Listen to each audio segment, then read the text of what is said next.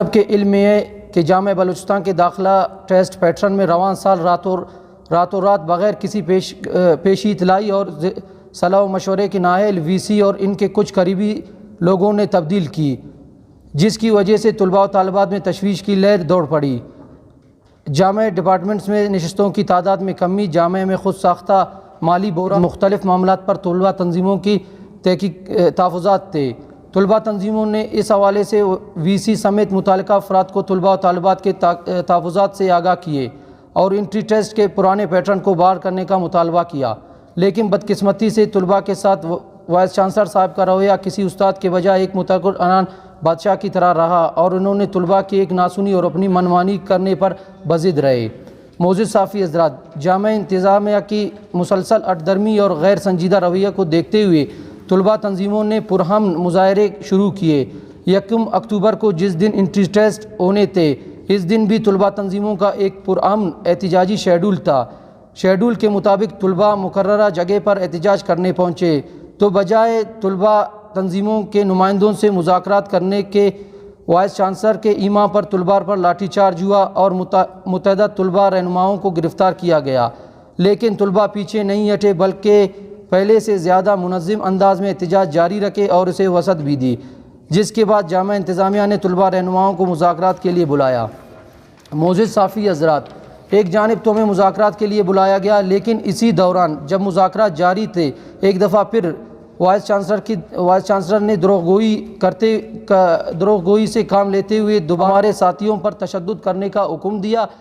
متعدد طلباء کو شدید زخمی کر کے اسپتال پہنچایا اور درجنوں کو گرفتار کر دیا۔ معزز صافی حضرات، وائس چانسلر کا یہ رویہ نہ صرف طلباء بلکہ اساتذہ کے ساتھ بھی ہمیشہ ڈکٹیٹر جیسے رہا ہے۔ آپ سب نے دیکھا کہ کسی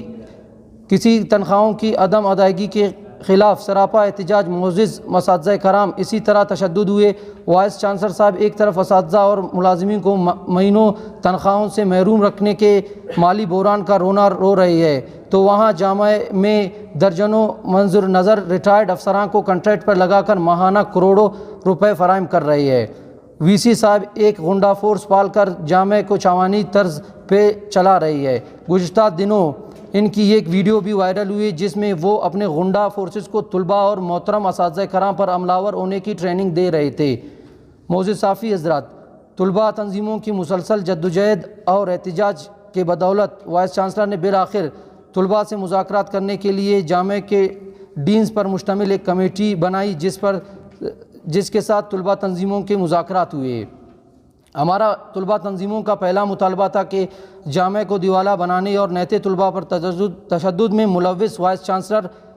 پرو وائس چانسلر، رجسٹرار اور کمانڈنٹ سی پی سی کو فی الفور معطل کر کے 1 اکتوبر کے ثانیے پہ انکوائری کمیشن بنا کر واقعے کی تحقیقات کی جائے، لیکن یہ مطالبہ حل کرنا ڈینز کمیٹی کے اختیارات میں نہیں تھے اور اس پر ہمارا ڈیڈ لاک تاحال برقرار ہے۔ ہمارا دوسرا مطالبہ انٹری ٹیسٹ کے پرانے پیٹرن کی بحالی تھی،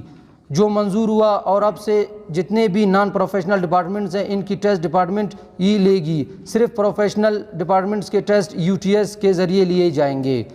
ہمارا تیسرا مطالبہ آن لائن پورٹل کو مزید 15 دن تک کھولنے کا تھا، جو طلباء تاحال داخلوں کے لیے اپلائی نہیں کر سکے وہ اپلائی کر پائیں گے۔ آن لائن پورٹل 15 دن کے لیے کھول دیا گیا ہے، اس سے میرے خیال میں 5000 لگ بھگ اسٹوڈنٹ نے مستفید ہوئے ہے۔ ہمارا چوتھا مطالبہ جامعہ میں داخلہ نشستوں میں اضافہ کرنے کا تھا، یہ مطالبہ بھی پورا ہوا اور ہر ڈپارٹمنٹ میں کل 15 مزید نشستوں کا اضافہ کیا گیا ہے، یوں جامعہ میں کل 650 سے زائد نشستوں کا اضافہ ہوا ہے۔ ہمارا پانچواں مطالبہ ماسٹر داخلوں کا جلد از جلد اعلان کرنے کا تھا، یہ مطالبہ بھی پورا اور ماسٹر کے داخلے شروع ہو چکے ہیں۔ ہمارا چھٹا اور آخری مطالبہ طلباء تنظیموں کو آڈیٹوریم، ایکسپو سینٹر سمیت جامعہ میں کسی بھی حال میں پروگرام منعقد کرنے کی اجازت دینا تھا، جس پر کمیٹی بن چکی ہے اور اس پر ہماری بات چیت جاری ہے۔ آپ تمام صحافی حضرات کا شکریہ۔